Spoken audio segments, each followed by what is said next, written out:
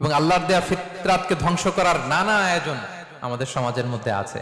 আমাদেরকে বেছে চলতে হবে, প্রিকশাস থাকতে হবে, প্রিকশন মেজারমেন্ট নিতে হবে, সাবধানে থাকতে হবে।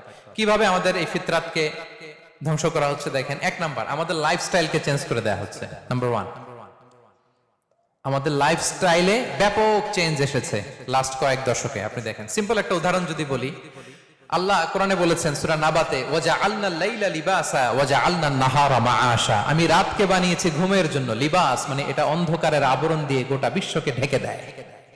নিঝুম নিস্তব্ধ রাত্রি ঘুমের জন্য চমৎকার পরিবেশ তৈরি করে। তাহলে রাত হচ্ছে ঘুমের জন্য, রাত কিসের জন্য?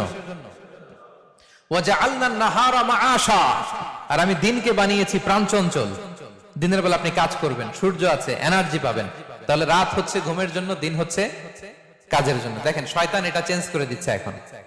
এখন রাতে আমাদের অনেকের ঘুম আসে না।